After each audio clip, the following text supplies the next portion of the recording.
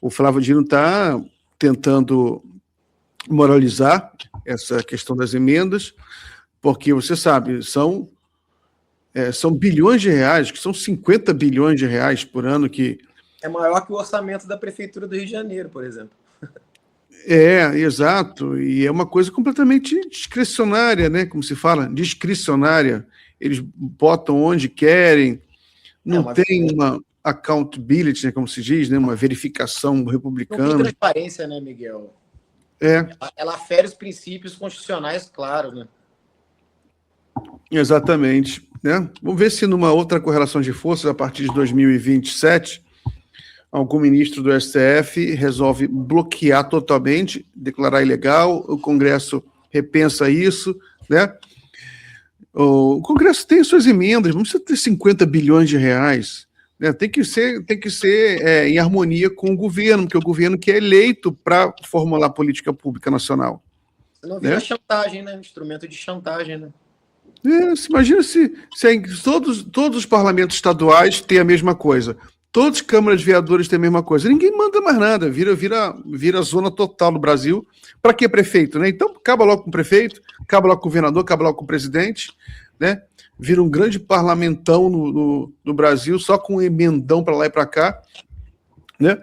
Pelo menos vai ser mais verdadeiro isso. São emendas obscuras, né? Sempre para o terceiro setor, para ONGs e suspeitas. Você não tem nada de transparente, um dinheiro que era, por exemplo, que nem era a emenda comum, que é carimbada para determinada prefeitura, para determinada obra. Aí você tem o projeto, o cronograma físico-financeiro, você pode acompanhar. Agora, vou dar uma emenda para uma organização não governamental para fazer tal. Não pode, infelizmente, isso não pode.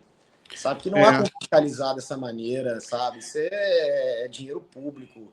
Você falou, bilhões, isso está errado, de fato.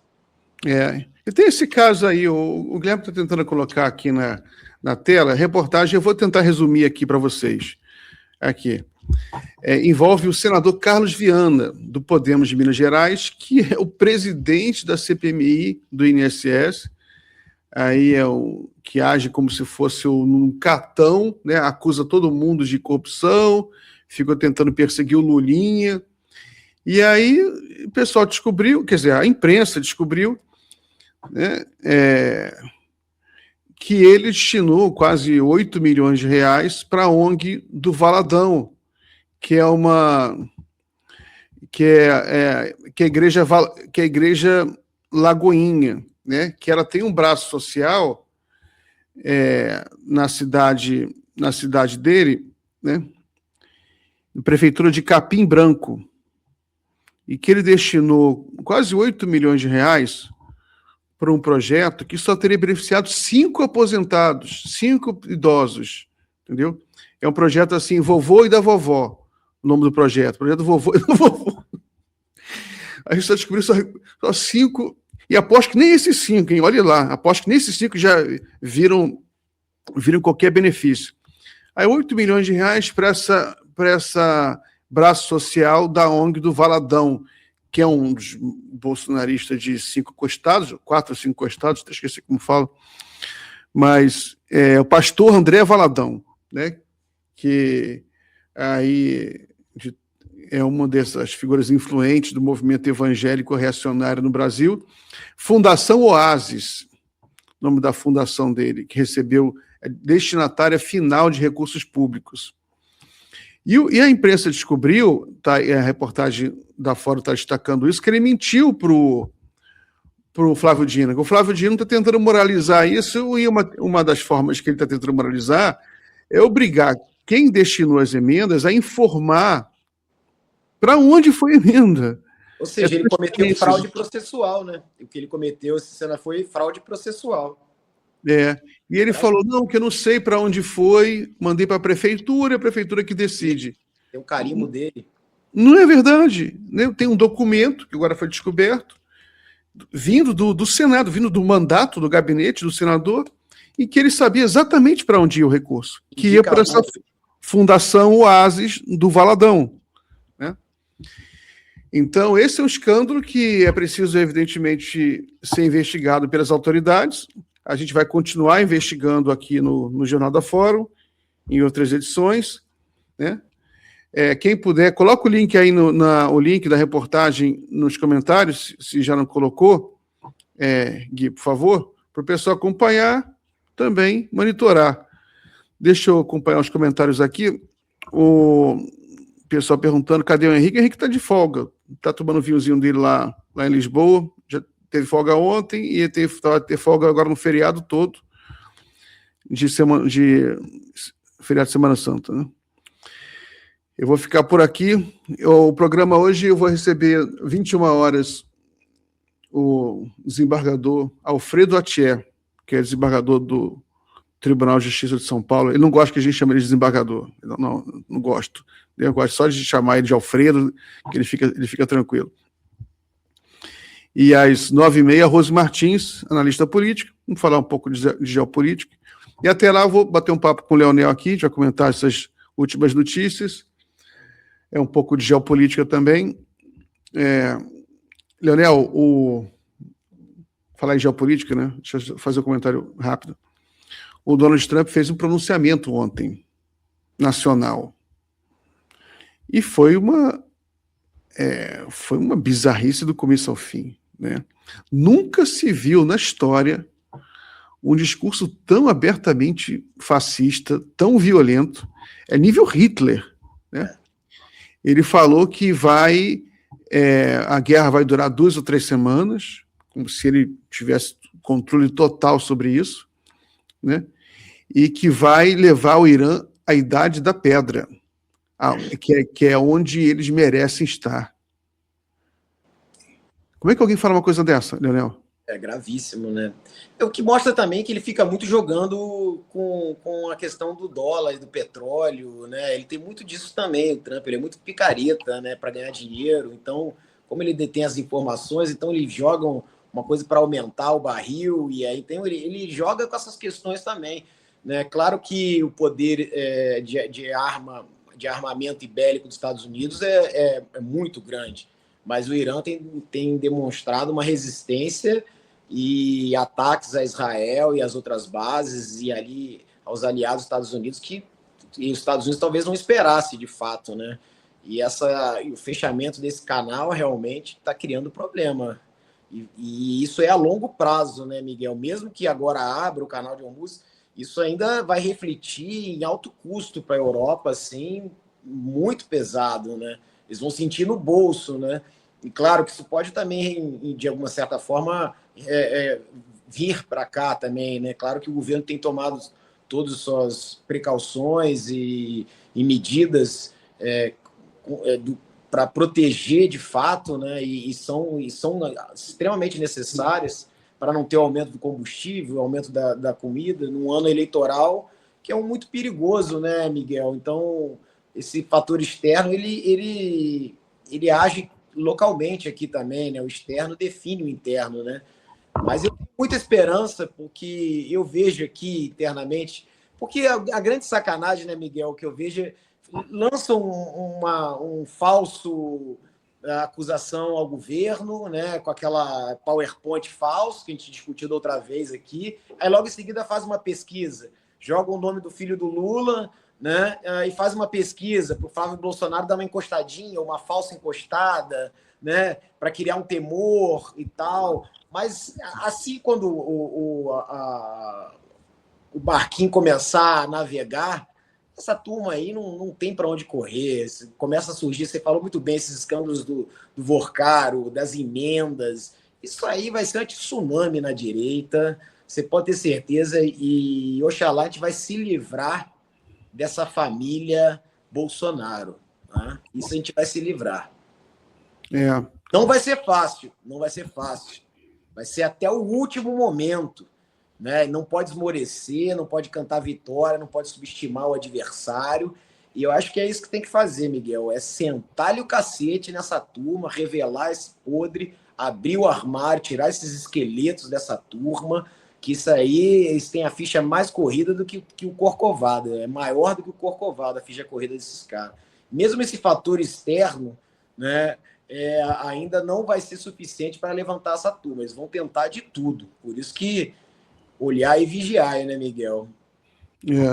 Então, esse fator externo não está muito bom para a direita brasileira, porque você viu que o Milei está afundando, né? A popularidade do Milei está finalmente rachou a aura, a magia dele, o argentino finalmente, o bom senso está prevalecendo. E os Estados Unidos não vai mandar mais dinheiro para ele, né? Tá todo enrolado com questões externas. Então... Não, o Trump, aquele dinheiro foi meio também uma operação meio especulativa, né? Falou que deu, mas não deu, foi meio estranho. Até hoje ninguém sabe para onde foi aquele dinheiro, se rolou mesmo. Foi só para criar um factoide na véspera da eleição, né? Para o Milei conseguir ganhar as eleições legislativas, ele conseguiu. Mas depois já sumiu e a economia voltou a afundar. O Milei está envolvido em cada vez mais escândalo. Eu até perdi a conta, cada vez mais escândalo. Né? A irmã dele é um lupizinato, né? A irmã dele, o que era? Vendia bolo em pote e jogava carta de tarô. E a principal assessora que nomia ministro, tira ministro, o cara que usa fralda, nem 50 anos de idade. Pois é. Entendeu? Então... O cara usa fralda, se acha todo bonitão, né? É feio pra cacete, e tem essa coisa meio estranha de irmã, né? É uma relação complicada deles. Mas eu traduz, é um lupizinato, né? Eles não têm, estão ali para meter a mão, essa que é a verdade. Mas enfim, aí o Trump também está afundando a popularidade dele. Essa questão da guerra no Irã já é um desastre de proporções bíblicas, né? E você mencionou bem, o Trump, ele está inaugurando muita gente já percebeu, ele está inaugurando uma nova estratégia que é muito sinistra, mas que isso aí só se faz uma vez, que ele está militarizando o mercado financeiro. Ele está usando a influência dele sobre os mercados financeiros, porque não tem a palavra em inglês, seria weaponize, né? Ele está militarizando tudo isso. Aí ele fala uma coisa, o mercado sobe, e aí os amigos dele vão e vendem, né? É um grupinho ali ao redor. Por exemplo, o pessoal descobriu que o Peter Hegseth, ele comprou ações de sistemas de radar e drone na véspera da guerra. Ou seja, eles estão usando o governo da Casa Branca para ganhar dinheiro. Mas às custas do mundo. Às custas do mundo. Né? Então, isso aí é uma coisa que você engana uma vez. O mundo está notando tanto que o dólar está caindo. Dramaticamente. Coloca o dólar aí, inclusive. Olha só que interessante. O dólar está caindo, o mundo está acordando. Eles estão gastando capital, gastando o prestígio deles, capital, tudo muito rapidamente. Isso aí é muito bom. De hoje é bom porque o dólar caindo alivia um pouco o preço do... neutraliza um pouco só, né? Mas neutraliza um pouco o aumento do preço do petróleo. Né? Importa diesel ainda, né? De 20% a 30%, né? Não, porque mesmo o petróleo que a gente produz aqui é difícil manter por muito tempo fora do padrão internacional, porque a Petrobras foi muito internacionalizada, né? No mundo inteiro é assim, né? É difícil manter. O mundo do petróleo é todo muito globalizado. Só poucos países conseguem fazer isso, né? E olhe lá, o preço é muito alto quando eles fazem isso. O Irã, por exemplo, a gasolina dentro do Irã é barata. Dentro da Venezuela é barata, são os poucos países que mantêm uma política diferente. Mas também são países que têm muito petróleo.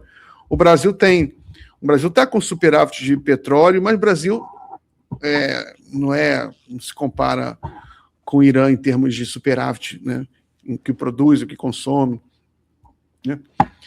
Mas aí é uma perplexidade muito grande. Agora, tem uma outra notícia da Fórum, que eu vou... Coloca primeiro a postagem aqui, Gui, que é um sincericídio do Eduardo Bolsonaro, dizendo que o motivo da candidatura do Flávio Bolsonaro é a família, né? É a família, é a anistia para o pai, é para ele também bloquear os processos dele no Brasil, voltar para o Brasil.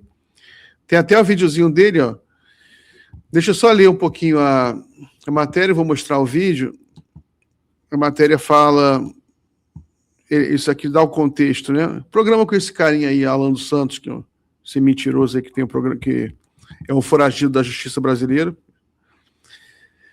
Durante a CIPAC, né, que é o congresso fascista lá que eles fazem nos Estados Unidos, o deputado caçado Eduardo Bolsonaro expôs sem rodeios o que aliados já vinham tratando de forma reservada. A candidatura do senador Flávio Bolsonaro à presidência deixou de ser apenas um projeto político e passou a ser apresentada como uma necessidade pessoal da família.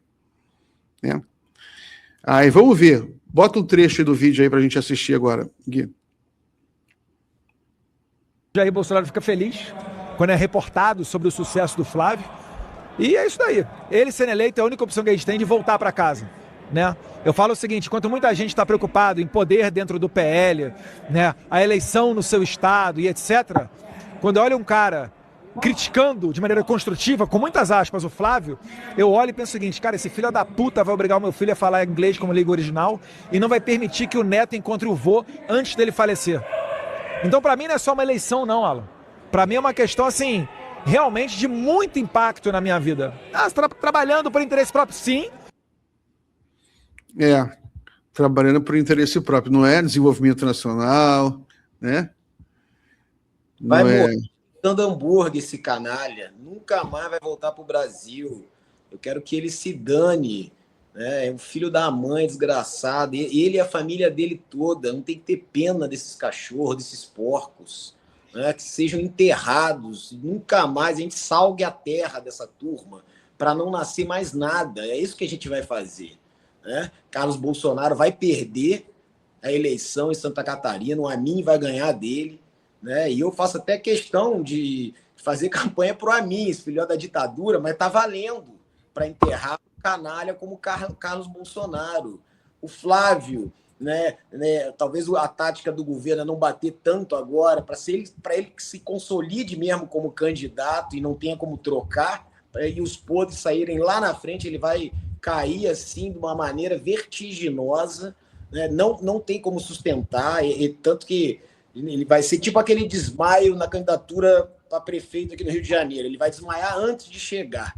Né? O pai está preso. Né? E esse outro aí, esse vendilhão da pátria, do Eduardo, vai morrer nos Estados Unidos. E não vai ter ninguém para chorar desse canalha. A gente vai fazer, a gente vai expurgar, né? E expurgar essa familícia de uma vez por todas, Miguel. Não vai ser fácil, porque isso aí é uma coisa que gruda e a gente vai ter que esfregar de fato, para nos livrarmos desses filhotes e piolhos da ditadura militar. É isso que a gente vai expurgar. Não vai ser fácil, mas a gente tem a pessoa certa, que tem o escudo e a espada da democracia e da justiça e da verdade, que é o Lula. E aí vai decepar a cabeça desses canalhas, você pode ter certeza. Muito bem dito. Muito bem, vai ser épico, né? Essa eleição vai ser um momento muito importante da nossa democracia. Vai ser a consolidação democrática pela urna do que foi o julgamento do golpe do Bolsonaro. Né? Você teve o julgamento na Justiça, pelo STF, um julgamento feito de maneira republicana, democrática, né? Todo mundo teve o direito de se defender, o Brasil todo acompanhou, foi um julgamento transparente, não foi que nem um julgamento da ditadura militar feito pelos juízes militares, às escondidas. Não, um julgamento tudo transparente, né? Público, todo mundo pode se defender, a opinião pública pode participar, e agora vai ter o julgamento popular, né? Das urnas, que é importante também em processos que são políticos, né? O povo brasileiro vai dar o seu parecer. É complicado porque é um processo com muita manipulação, né? A gente sabe que a direita brasileira ela se beneficia de uma onda global, reacionária, uma onda que já tem alguns anos, né? Que as forças democráticas do mundo inteiro tentam conter. Nem sempre conseguem, mas tentam conter. E se você olhar com um pouquinho mais o lado do copo meio cheio, né, com um pouquinho de otimismo, vem conseguindo conter aqui e ali, entendeu? Você vê na Espanha como eles estão conseguindo conter, mal ou bem, estão conseguindo segurar bem. Se passar um pouco essa onda, né, é difícil, mas se segurar mais uns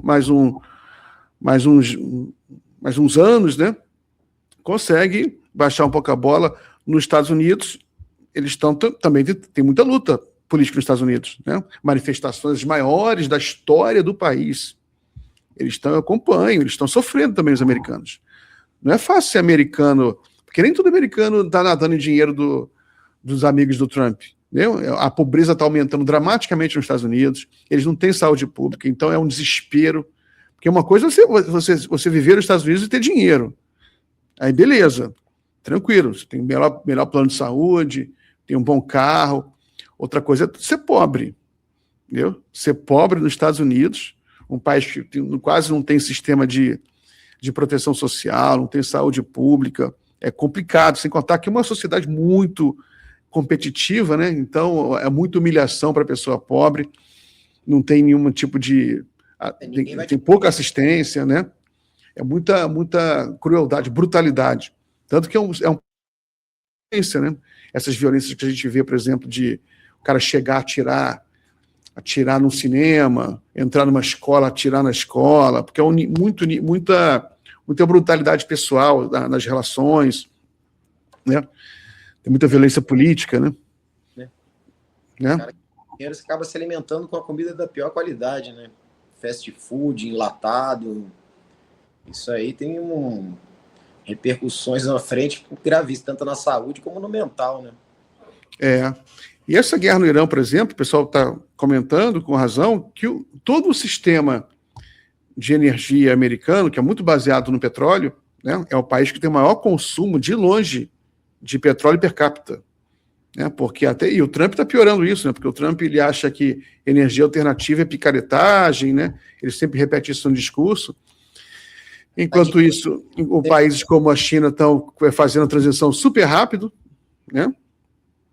E os Estados Unidos não, eles estão que o movimento lá MAGA, o negócio é petróleo. Homem que é homem usa carro de gasolina e diesel. Homem que usa carro elétrico, não é homem. Tem que usar aquele carro grande, que gasta muito, né? Carro grandão que gasta muito. Gosta, né? Aí o que acontece é o seguinte: vai aumentar muita desigualdade de renda, porque o dinheiro que os barões ganham com o petróleo lá, que eles estão produzindo muito petróleo, fica só na mão de meia dúzia. Não distribui para o povão. O povão está pagando caro, porque é totalmente globalizado o preço do petróleo nos Estados Unidos. Aqui a gente ainda tem um colchãozinho, que é a Petrobras, né? O Bolsonaro prejudicou muito com a venda da BR, a venda da... E os caminhoneiros lá também, que fazem muito transporte de caminhão lá, estão sofrendo com a barbaridade, com o aumento do diesel, né? Então, e é pesado para eles, né? Então acaba não compensando até a entrega e o carreto e colocar o combustível. Então, às vezes, na ponta do lápis, acaba, então, uma hora que nem você falou, isso vai colapsar. E como o americano gosta de estrada e dirige muito, de fato, quando ele vê o preço do galão, que eles fazem galão, isso reflete e vai refletir agora no parlamento deles agora, né?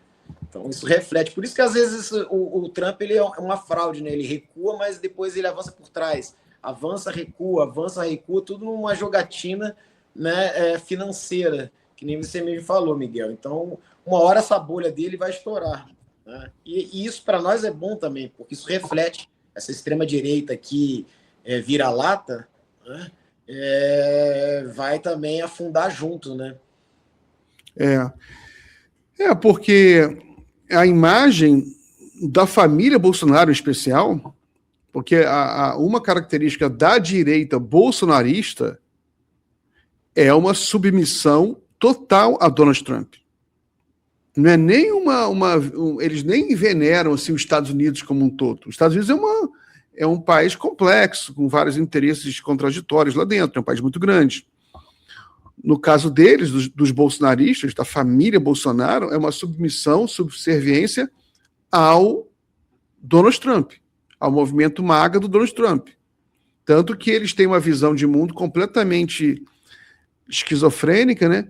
E que os democratas são comunistas de esquerda, né? O Partido Democrata, ele mesmo, o Flávio Bolsonaro mesmo fez um discurso assim, como é que chama? Chapéu de alumínio, agora no CIPAC, que USAID, aquela agência USAID, né? USAID, era uma agência de ajuda dos Estados Unidos, atuava no Brasil a favor da esquerda, ajudou o Lula. Isso é importante esclarecer isso. Os Estados Unidos, o Donald Trump esvaziou essa USAID. Hoje em dia ela é pequenininha, entendeu? Só um comentário sobre isso, Leonel, porque isso é importante. Essa agência era muito grande. Ela tinha várias frentes. Ela nunca ajudou a esquerda em lugar nenhum do mundo. Começa por aí. O que ela ajudava eram grupos fingidamente de esquerda em alguns lugares, mas que, em geral, eram grupos golpistas. Isso que ela ajudava. Tanto que essa USAID, ela ajudou a dar o golpe na Ucrânia, ela ajudou...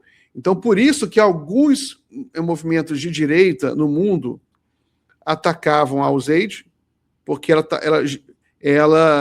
mas ela não ajudava nenhum movimento socialista, nenhum movimento nacionalista, nenhum movimento comunista, ela ajudava só grupos de esquerda que se comprometiam com alguns tipos, mas não era só, mas é mentira, só grupo, ela ajudava grupos sociais, de forma geral, tipo assim, programa de rádio na Ucrânia, né?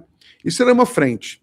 Mas ela tinha uma outra frente, só que isso aí no Brasil não ajudava ninguém, no Brasil a USAID nunca foi muito grande, né? Mas é tipo assim, a USAID ajudava movimento pela independência do Tibete, entendeu? Movimento pela independência de Taiwan. Isso não é esquerda, a gente sabe disso, né? Mas era uma coisa que... Para bloquear a China, né? Mas no mundo inteiro ela fazia isso. Era, na realidade, guerra híbrida, né? A USAID era um grande financiador de guerra híbridas no mundo inteiro, tipo assim, aquelas revoluções coloridas no Oriente Médio, entendeu? Que tinham cor de esquerda, às vezes, né? Algumas. Só que eram, na realidade, uma guerra híbrida, né? Esse é um ponto. Outro ponto é que o USAID, ele financiava também muita assistência social na África e alguns países pobres de outros continentes, mas sobretudo na África, ajudando a comprar vacina e remédio para pessoas com AIDS, por exemplo, né? No caso da África, que a África ela sempre foi o continente mais prejudicado pela AIDS, né? A AIDS nasceu lá dos macacos, não sei o quê, e a África teve epidemias de AIDS assim, violentíssimas, assim. África do Sul, né? Que eu acho que já caiu bastante, eles estão conseguindo controlar. A AIDS hoje em dia tem vários remédios, né? Mas morreu muita gente. Né? O coquetel que você toma hoje estabiliza, né? Inclusive, exato. Né? Você não tem remissão do vírus, mas você não transmite. Inclusive, pode ter família e tal. E o Brasil é o único país no mundo que fornece esse coquetel gratuitamente, né? Pois é, pelo Estado. Então, a USAID, ela financiava muitos centros na África para distribuir esses remédios, retrovírus, né? Esse tipo de remédios que ajudam a pessoa a ter uma vida normal. O Trump cortou tudo. O Elon Musk, que é como o homem mais rico do mundo, a primeira coisa que ele fez foi cortar as ajudas. E foi muita cafajestagem, muita. Porque ele falava assim, não, isso aqui está sendo usado para financiar a troca de sexo na Palestina, mentira. Isso nunca existiu. Era para ajudar a criança, né? Então, o homem mais rico do mundo ajudou a matar as crianças mais pobres da África. E o que foi particularmente brutal, Leonel, porque se você quiser fazer uma coisa dessa, seu país está sem dinheiro, não pode mais ajudar, você faz uma transição, pelo menos. Você chama o governo da África do Sul, você fala, a gente está com um problema de caixa aqui, vamos fazer uma parceria, uma transição, que aí eu vou tirando um pouquinho, você vai colocando um lugar para você não ter ruptura para ninguém morrer. Está entendendo? Alguma coisa que demonstre que você não é um monstro, que você não quer tirar. Isso é quando todo mundo, inclusive no Brasil, Às vezes você trabalha com alguém, tem uma parceria, você não está conseguindo mais continuar, você fala, cara, vou ter que mudar, vamos fazer uma transição, você avisa, tanto que vai, até por isso que tem lei trabalhista, que você é obrigado a avisar com um mês de antecedência para a pessoa se preparar para arrumar outro emprego, né? Não, tirou de uma vez só, foi uma violência, entendeu? Não avisou as ONGs da África, né? Então, muita gente não comentou isso, porque ficava só comentando esse aspecto meio golpista da USAID, mas não comentou que como a USAID tirou dinheiro de assistência social na África, como que foi brutal. Mas, enfim, só para... É o que é o da elite brasileira também, né, Miguel? Ele quer cortar, mas só corta dos pobres, né? Então, quebra os direitos laborais, previdenciários, né, sociais, né? A nossa crise, o Brasil não tem crise. A crise brasileira é da elite. É ela que gera a crise. Essa que é a verdade, né?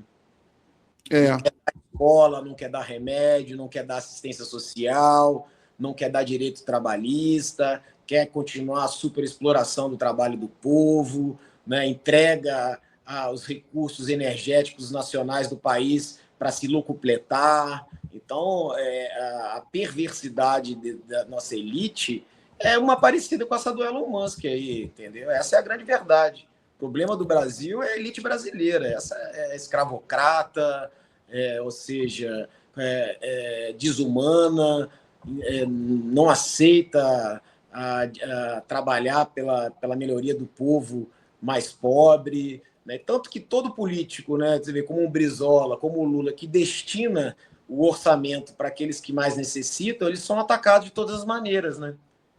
E sempre o mesmo blá blá blá, né? Corrupção, corrupção, corrupção, né? Qual é a grande corrupção do país, né? Vamos botar o dedo na ferida da grande corrupção do país? Isso não tem. Que a gente estava falando desse sacripantas aí da Lagoinha, que não quis chamar o Zetel, não quis chamar a própria Lagoinha, não quis abrir o sigilo bancário da fintech, eu não sei o nome do banco que eles têm, tudo para ocultar, né? Ocultar a parte rica dos investigados, né? Isso eles não querem abrir, né? Então, o Congresso ele serve, de fato, né, à elite. A grande bancada serve à elite, né? O campo progressista ele tenta pelear de alguma maneira, avança em determinados momentos, consegue segurar para que não haja um desmantelamento total do Estado, né? Porque esse é o desejo deles, né? Por isso que eles impulsionam o filho do Bolsonaro, o Flávio Bolsonaro, porque eles têm a esperança de desmantelação, ou seja, desmontar o Estado brasileiro como um todo. Pior do que o Milei fez na Argentina, que é acabar de vez com todos os direitos laborais, previdenciários, ou seja, você vai se aposentar com 80 anos, e olhe lá, né? Você acabar com o 13º, toda essa jogada, é acabar com o Estado Social. Para quê? Para ter o sequestro do orçamento. O Brasil tem um orçamento muito bom, né? De trilhões, né? Ou seja, é um sequestro desse orçamento do público para enxugar as economias privadas dessa elite entreguista que a gente tem, que o Darcy já denunciava, o Brizola. Então, por isso o Lula é sempre atacado, né? Querem atacam o filho, né? Inventam mil e umas, chegaram a prender o Lula, né? Uma grande sacanagem, um grande golpe nacional, né? E a imprensa, qual é a da imprensa? A imprensa atende a elite, que hoje a elite brasileira é uma elite rentista, né? Se ainda fosse uma elite industrial, né, Miguel? Que tivesse ali um compromisso, né, com a indústria. Não, a coisa eles, fazem as malinhas e se mandam para Miami, né? O Brizola dizia que a burguesia brasileira não cabe em Miami, né? É grande a burguesia brasileira. Né? Não dá nem para chamar de elite, é uma burguesia entreguista mesmo, sabe? Então, é essa que tem que tomar pau e é essa que tem que ser desmascarada, né? Porque se a gente começar a investigar, né, os sobrenomes, né? Miguel, aí vai ser... Olha, de começar a investigar. Vamos abrir uma CPI para investigar os sobrenomes de como é que ficaram ricos.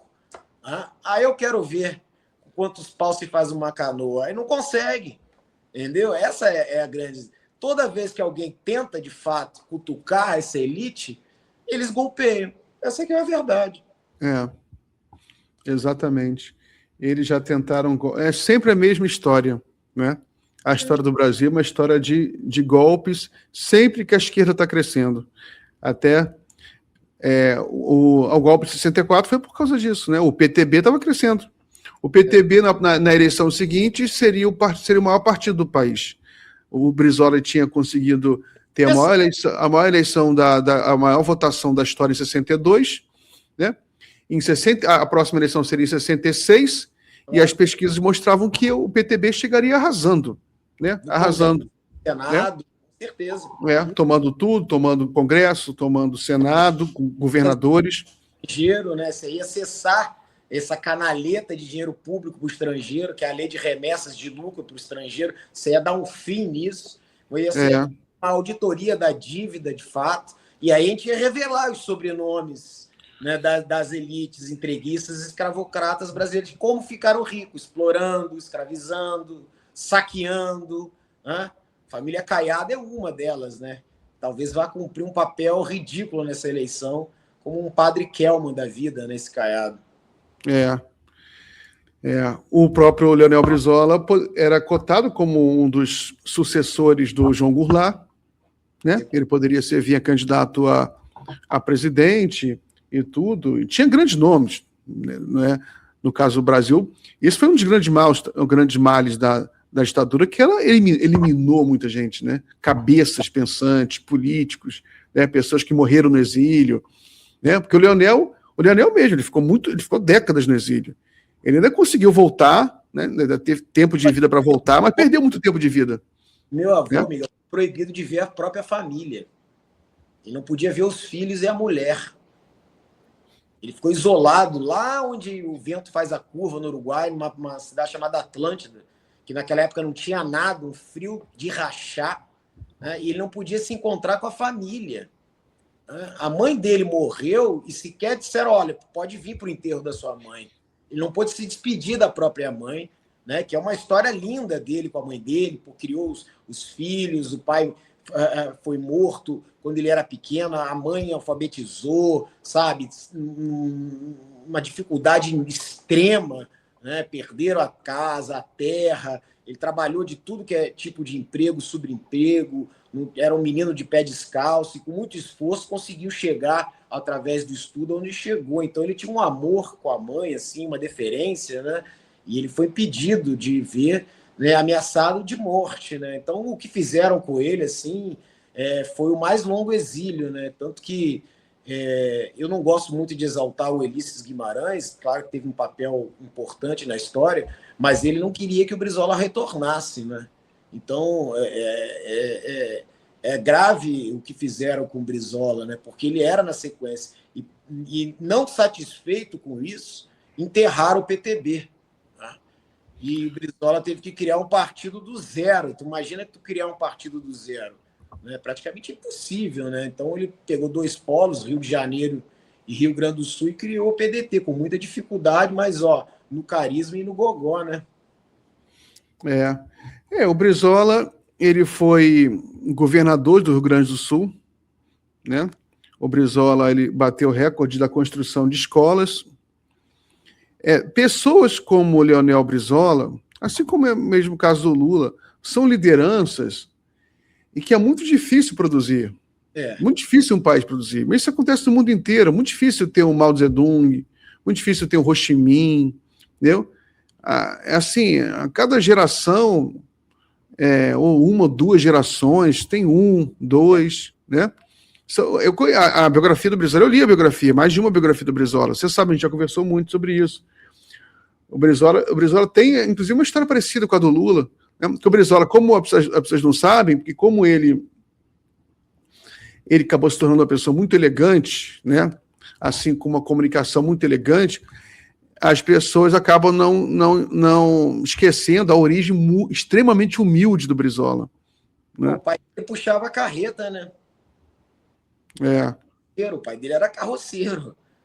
A mãe trabalhava ali cuidando dos filhos, enfim, né? Perdeu a casa, não tinha banheiro na casa dele, ou seja, são pessoas que sofreram na carne, né? E essas dificuldades, e o caráter dele, dessa turma, foi forjado aí, na infância e na juventude, né? E preparou tanto o Brizola e o Lula as grandes batalhas da vida, né? Por isso que sabem enfrentar e não se envergam, de fato, né? Porque as pessoas assim no Brasil daquele tempo, hoje em dia também é a mesma coisa, né? Mas no Brasil daquele tempo, talvez fosse mais brutal ainda, as pessoas muito pobres sofriam muita humilhação. Que era o Brasil ainda que tinha uma cultura, até hoje tem, né? Mas no passado, uma cultura de muito autoritarismo em função. Então, a história do Brizola é uma história difícil, né? Porque tem que enfrentar as dificuldades sem dinheiro e tudo, assim como a história do Lula também. E ele, na década de 60, né, vê como o Brasil perdeu com a ditadura militar, e que esses caras querem voltar, né? O Brasil, na década de 60, com o João Goulart, o Brasil poderia viver as grandes reformas de base, que eram reformas modernizantes para o Brasil. Modernizantes. Em um determinado momento, na reforma agrária dele, era uma reforma agrária que você pegava as BRs, eletrificava para dentro para entrar a indústria, né? Para entrar televisão, para entrar rádio, ferro de passar roupa, máquina de lavar, ou seja, ia entrar o grande capital também. Era benéfico. Exato. Era uma propriedade dos outros. Exato. O João Goulart estava mais para Deng Xiaoping do que Mao Zedong, né? Mais para Deng Xiaoping. Ele queria abrir o Brasil para investimento, e para isso precisava, assim como o Brizola. O Brizola, por exemplo, a questão, quando o Brizola ele acaba sendo demonizado pelos Estados Unidos, porque ele nacionaliza a empresa de energia, né? E a energia... Bondenshare é AT&T, que era de telefonia, né? Telefonia, exato. As duas. Era a General Electric. Exato. Agora, ele não fez isso só porque ele... não, eu quero fazer isso porque eu sou comunista. Ele tentou de tudo convencer a empresa a ter um plano de investimento para o desenvolvimento do estado do Rio Grande do Sul. Ele conversava com os industriais, ele estudava com os economistas. O Estado precisa se desenvolver, ele precisa eletrificar o Estado. Senão vamos ficar aqui na Idade Média, quanto tempo mais? A política do JK, né, que industrializou muito a região sudeste, mas no sul houve um empobrecimento na época do JK, então para o Brizola competir com São Paulo, principalmente, e Rio, ele queria fazer exatamente o que você disse, ele precisava desenvolver a indústria local. E sem eletricidade, sem telefone, não tinha como, né, Miguel? O telefone que você demorava 5 horas para fazer uma ligação para a capital e 2 horas da tarde acabava a luz em plena Porto Alegre, não tinha como você desenvolver, né? Pois é. Aqui a Vivian Luiz está sempre com a gente. Boa noite, meninos. Qual a melhor biografia do Brizola que você indica, Leonel? Olha, vai sair uma biografia muito boa da jornalista Carla Monteiro agora. Ela vai fazer, são 3 edições. Eu acho que ela vai estar lançando até final de maio, junho, tem o primeiro lançamento, né? Então, uma biografia muito boa, de fato, né?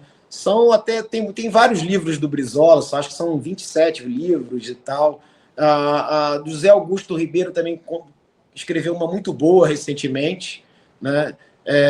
Tem um que é com a palavra Leonel Brizola, que é do jornalista Maneschi, que é o próprio relato do Brizola, de entrevistas, né? Enfim, mas ainda vão surgir muitas, né, biografias do Brizola. Claro que não existe nada novo que vai ser revelado e ninguém é um Indiana Jones que vai revelar algo que nunca ninguém viu. A história está aí, completa, de fato, e todos têm acesso a ela, né? Então, procura que você vai ver boas biografias. Ainda acho que vão surgir várias ainda. Mas eu aposto nessa da Carla Monteiro, que está para sair em breve. Já ela acabou ela vai fazer a primeira parte, eu acho que até 71, 72, aí depois insere até encerrando o governo Brizola. Que eu digo que cabe um capítulo especial do Brizola no Rio de Janeiro, nos 2 governos, que foi muito pouco entendido pelo campo progressista, sabe, Miguel? Porque foram ações assim revolucionárias, né? Tanto o primeiro, que foi antes da Constituição Federal, como o segundo também, com toda a diversidade, né? Porque você não tinha reeleição, aí você pega um desmonte do Moreira Franco e refaz o Estado, né, com políticas sendo atacado da maneira que ele foi atacado pela Rede Globo, né, com a questão da violência, e ele mostrando que como deveria se combater a violência, e não foi dada a oportunidade, né? e mostrar como que você gere um orçamento público de fato, né? Ou seja, o cara tem a coragem de colocar 36% do orçamento na educação. Ninguém fez isso até hoje. Ninguém na história. Ninguém fez isso. Ou seja, o mínimo, que é o 25%, virou o máximo. Né? Então tem que ter coragem para enfrentar. São medidas que não dá voto, né? Essa que é a verdade, né? Então, você vê mais à frente. Então, é preciso ser estudado mais essa parte do Brizola para ficar esse blá, blá, blá da Rede Globo, do que Brizola criou, favelizou o Rio de Janeiro, que o Brizola tinha ligação com o crime organizado, não deixava a polícia subir no morro. Tudo uma mentira, né? E que cada dia a história vem revelando essas farsas que tentaram colar e cristalizar no ouvido do povo brasileiro, né? Sabe qual é a minha teoria, Leonel? O Leonel Brizola, ele foi muito prejudicado, obviamente, como qualquer governador seria, pelos desastres econômicos dos governos pós-ditadura, né? Que são desastres que eram o resultado da ditadura militar, que é a superinflação, né?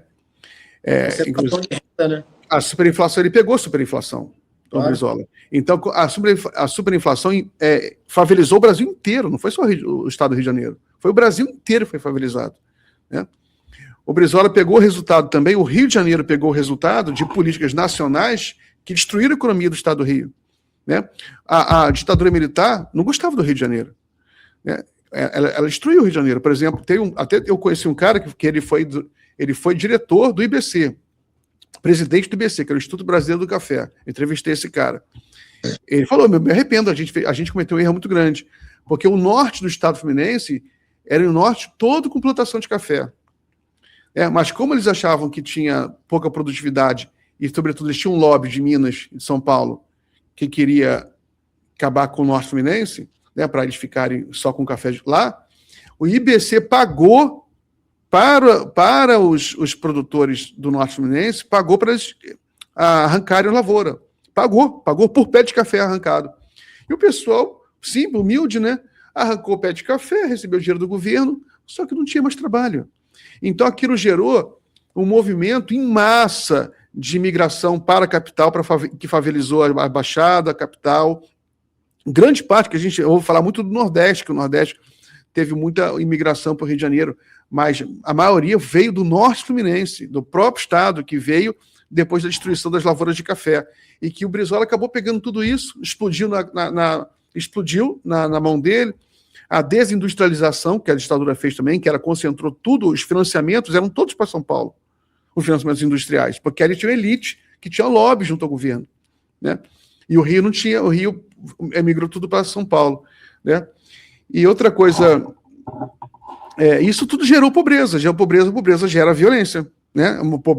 A pobreza da inflação no Brasil foi muito brutal, no ambiente de muita desigualdade, né? Sabe que minha mãe, ela foi professora a vida inteira, né? Ela se formou em 62, antes da ditadura, numa época que ser professora tinha um status. A família da minha mãe era uma família assim, de pequena classe média, então as filhas se formaram todas professoras, eram 4 irmãs, todas viraram professoras, né? Uma virou professora universitária, fez mais sucesso, todas estão vivas. A minha mãe, ela foi ser professora, só que a ditadura militar, ela começa a degradar a profissão de professor de maneira dramática. O professor, antes da ditadura, ganhava uma coisa, foi piorando. Aí, quando chega o Brizola, no Rio de Janeiro, o Brizola, ele faz um programa de valorização dos professores e que ele cria os CIEPs. E o primeiro CIEP foi ali no Sambódromo. E minha mãe foi participar desse primeiro CIEP no Sambódromo, que era um grupo especial de professores, que eram professores assim, de elite, né? Não de elite financeira, de elite que eles tinham um maior nível de formação, que o Brizola não é qualquer professor, com todo respeito a todo professor, mas no CIEP só vai ter a nata, os melhores professores tanto que isso deu problema com parte da esquerda, né? Parte da esquerda, porque como ele criou diferença salarial, deu muito problema sindical e tudo mais. E o Brizola, ele ele não ia deixar diferente. No final ia todo mundo ganhar bem, mas como ele não podia... o professor tinha que passar por um processo de formação para participar de um grupo especial e dar aula no CIEP. E minha mãe foi participar. No CIEP o salário era outro. Era bem mais alto. 3 salários mínimos e meio na época, que era uma coisa... nem na escola privada pagava dessa maneira.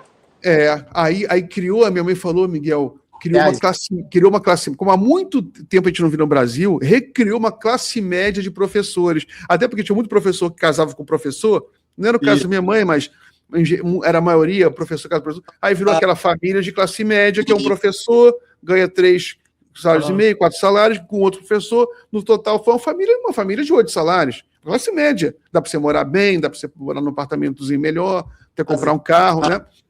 E aí criou uma classe média de professores. E ela falou, Miguel, foi muito bom, porque aquilo criou uma energia, né? O professor, voltou a ser gente, voltou a ser a ter espaço na sociedade, né?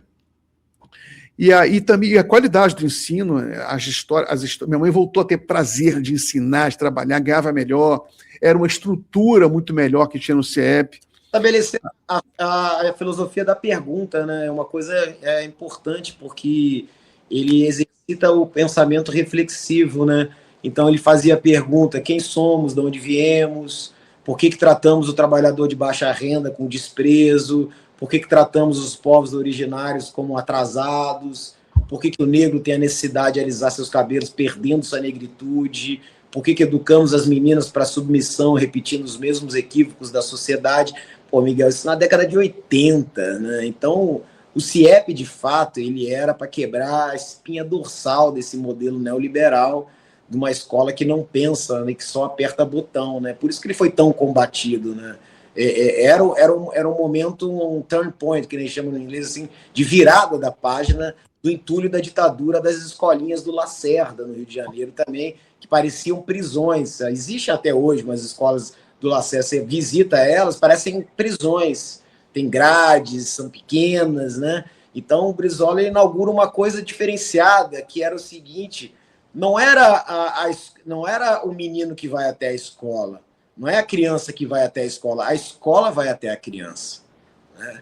E pela primeira vez, né, na história, né, do Brasil, a criança passa a ser sujeito de direitos, ou seja, antes da Constituição e antes do ECA. E isso é uma coisa revolucionária, né? A criança não vota, né? Claro, né? Mas ela tem direitos, né? E a escola não é um direito do pai e da mãe, é um direito da criança. Então, isso é formidável, né? Então, isso é direitos humanos. Então, quando ele pega uma coisa que é uma coisa internacional, de tratados de guerra, direitos humanos, ele traz para a realidade do ser humano ali, que vive ali, né? Ou seja, então isso é uma coisa... Claro, gerou ódio das elites, né? Isso era uma coisa inconcebível. Eu percebi bem quando eu me lembro pequeno, né? Eu me criticava, então por que você é tão boa, por que você não estuda no CIEP, né? Ou seja, tinha crítica do lado da esquerda também, uma escola não é pensão, né? Ou você vê, a deficiência era tanta quando eles inauguram o CIEP, Miguel, na década de 80, que quando o Darcy coloca para o refeitório, as crianças não sabiam comer com talher. Você tinha que ensinar a elas como é que comia, né? Quando tinha um chuveiro, elas não acreditavam no chuveiro. Elas ficavam assim, olhando horas e horas, olha, o que isso é um chuveiro? Porque não existia de fato, sabe? Então você tinha que ensinar como é que tomava banho, como é que lavava as mãos, como é que comia com garfo e faca, coisa que você não imagina hoje, na verdade, né? Mas era fruto do que você estava falando, né? Da ditadura militar, né? Que de fato destruiu o país, né? Você sabe que um dos erros, né, políticos maiores do Partido dos Trabalhadores, do qual hoje em dia o PT se arrepende amargamente, né? Ele já ouvi muita autocrítica de petistas do Rio de Janeiro.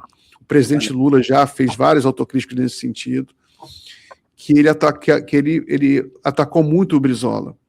E eu acho que é um dos motivos que minha mãe sempre depois ficou com implicância do PT, é porque ela era professora e você teve uma mobilização muito grande do PT contra o Brizola, contra o CIEP. É porque era o Chico Ah, sabe, Miguel, eu gosto de dar nome ao boi, porque quem fazia isso era o Chico Alencar.